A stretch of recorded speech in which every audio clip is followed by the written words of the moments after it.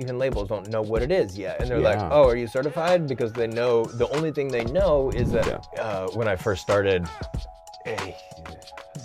I went down all kinds of rabbit holes of how much money and how intense this needed to be and how to make this all happen, right? You know, especially if you're like, I cannot afford to spend the money on an install right now.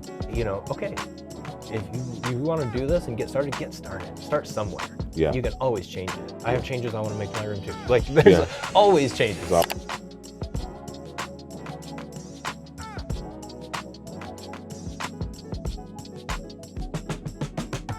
So the room, like, that process is a little bit different than like the Avid certification process. The Avid thing was really just a tool for me to implement learning the tech, right? Like, that's not, it wasn't about being creative. It was about like, how do you make this stuff work? And how do you avoid the problems? And there was a lot of things in there about film that like I had no idea about because I don't do film. But so that was just all that info is available for free. Like, you can get it. I paid for the course because I needed a structured, dedicated time for myself. Outline. But but you can. I mean, Dolby provides everything you need to know to do this for free. So it's all available. But do you suggest that as an engineer that, you go pay that? No, it depends on your learning style, on your schedule, on your, like, you know what I mean? Like, it depends. If you're like, actually, I love like spending all my evenings just reading and trying things out and I have that kind of time, then great. And for me personally, it was like, I actually, it's going to make me more comfortable and make me more confident if I like pass a test or something. So I did. And then you can actually put that on there, like, hey, I passed the test. I'm Dolby Atmos certified. Especially at the beginning, people are like, even labels don't know what it is yet, and they're like, oh, are you certified? Because they know, the only thing they know is that, like, oh, when we need Atmos, like the label above us, like, hey, they have a certified engineer that does it. So are you certified? So, people aren't asking me that much anymore, but like, it helps. It helps. Sure. And that was part of what went into me making that decision, for sure. So how much did it cost and how long did it take to do that? That class? I think it's like $1,500. And I think like the course is like 3 attended days during a week. Like, it was like a Monday, Wednesday, Friday kind of thing. Oh, wow. We're on Zoom. And then, you have to do the coursework ahead of time or whatever. So I don't know, probably 60 hours total, maybe. I don't know. I didn't count. I just didn't. I thought it was more like a semester or something that. So it's literally like kind of like a 3-day crash course. Here's a test. Yep. Certified. Exactly. Yeah, you got to pass the test. $1,500. Yeah. But so then you get some experience of like setting up I/O in Pro Tools and getting it to talk to the renderer, and you learn some things that will avoid mistakes. And so, like, okay, cool. When I run into issues now, a lot of things, because this is new technology, are hard to find answers on. There's not a ton of forums. There's not a ton of people doing it, running into problems. So, so it was nice to have some of that. I also have a lot of friends now that are doing it, and we have a bit of a community of like people I can call and ask questions and like, run into an issue and hey, can you listen to this, or can I come by your studio and listen to in your Atmos rig, whatever. Like, all that stuff is more available now than it was a year ago. But so that was sort of the process. But even now, like, when I need to look something up, I can also go to the learning.dolby.com, I think is where the info is. And just do some and be like, some oh, deep let me double check something or whatever it is. Like, why is this not working? And but for the most part, like, I know where the windows are and I know how things are routed and how things are working, and like I know how to fix it. I love it. So that's what we do. Doesn't mean there's not frustration still, but I know how to fix it. So as you learn it, so that's the learning part of it. Yeah. But that's the technical learning part of it. But you still have to actually get your room set up for that. Actually figure out where you're placing speakers, figure out what your room acoustics, crosstalk.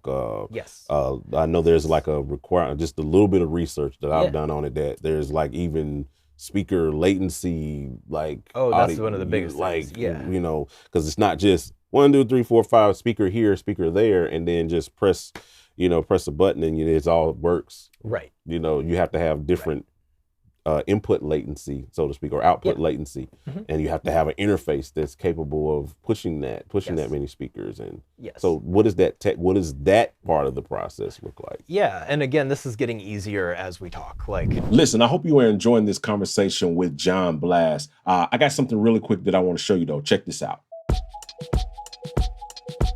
Hey, this is Jon Blass. You may have seen that I just announced my Gospel Producers mixing class. My intent here is to let you into my thought process, my insights, how and why I do what I do every day to create the best art that I possibly can for clients that I respect so much. I get to work with some really incredible artists, and this is how I think about mixing and music and art and how I get to the finish line with these records. Click the link in my bio or scan the QR code to gain access to this class.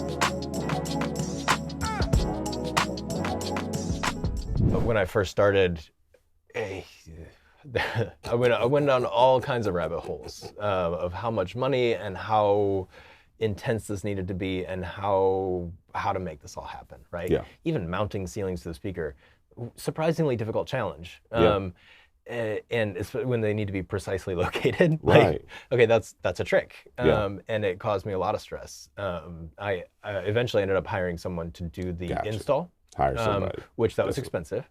Yeah. You don't have to. Yeah. But you can. The nice thing is that, again, Dolby provides a ton of resources. If you're putting an Atmos room together, step one is email them. Find their form on there's like an onboarding process. Okay. And they will help guide you in where your speakers go and what speakers to use and how many subwoofers you need. And you know what I mean? I emailed them and I said, hey, I use these speakers. This is what I'm thinking. Yeah.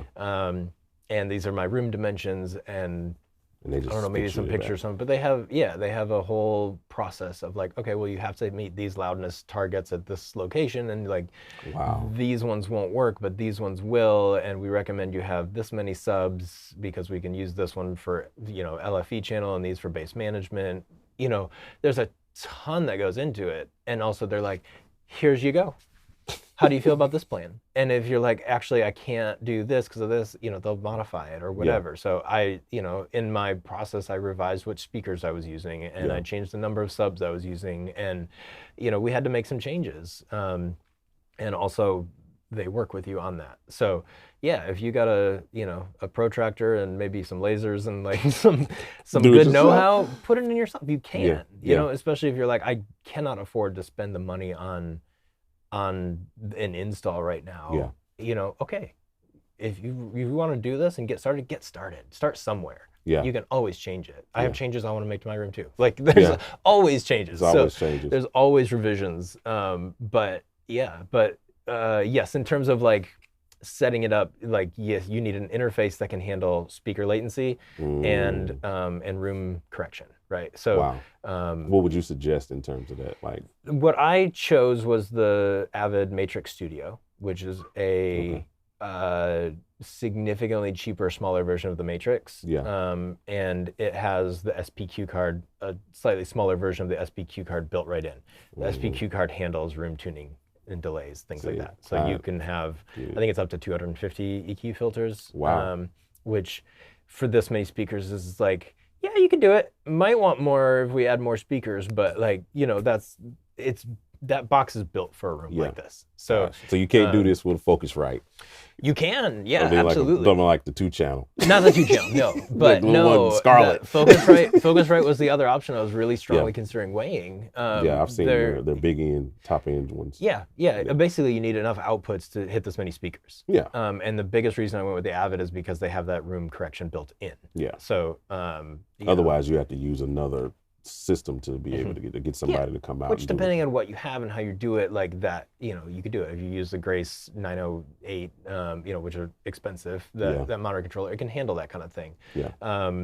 Even the speakers that I chose, they have software that comes with them that can do speaker delays. Not quite as precisely as the Matrix can, but it can do 1/10 of a millisecond delays, and some EQ too. So could you do it with with, you know, your Apollo 16 and these speakers, yes, you could. Yeah. Absolutely, you could. Yeah. The Apollo just announced this week that they have like natively they can support with the X16.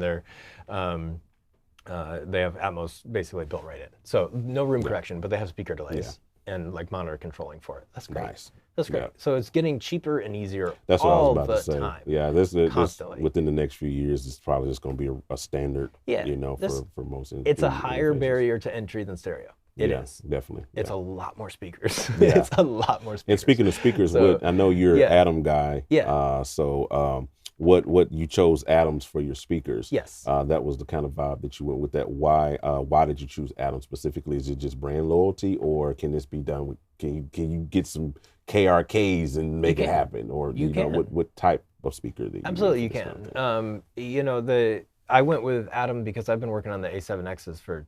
Yeah, I mean, you know them. Yeah. I started working on those when I was an intern with Yash, like forever ago, right? So the A7Xs are what I was used to and loved, and why would I change those? It was also important to me to have matching speakers all the way around. That's the ideal spec. You don't have to. Yeah. A lot of people have bigger LCR and then smaller channels around. A lot of people will use different brands around. Yeah. For me, it was important to keep all the crossovers the same, keep full range all the way around as much as possible. Yeah. And also they're not huge speakers, so I didn't want smaller speakers in the rears, which are further away. Yeah. They need to be able to get the right amount of power to the listening position. So, so I used. My plan was to go with the A7Xs all the way around.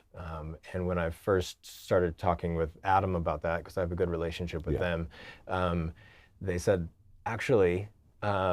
If you don't need those right this second, we have the A7Vs coming out soon. Yeah. So I've been considering those myself. I love them. Yeah. I think they're great. First of all, they have that software, so you can control them remotely with speaker delays and that kind of thing. It's crazy.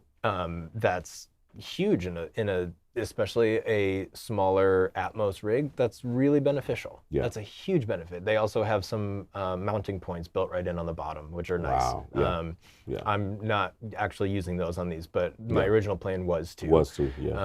And there's definitely some advantages there versus putting them on stands in terms of things getting bumped or whatever. Definitely. They're great. They're kind of the next generation of the A7X. And updated for a more modern studio and improvements where they can. They also have a rotatable tweeter, so my heights are all sideways, right? The height, they're not tall ways, they're sideways, and so we can flip the rotator and keep the high end dispersion the way it's supposed to be. Makes sense. Huge for a room like this where I need some horizontal and some vertical. Great. Makes sense. What could be better? So, I have been really enjoying these speakers. Yeah, definitely. I love them. I've been working on them for several months now. And enjoying I love them in stereo. I love them in Atmos. It's been a really good fit for me.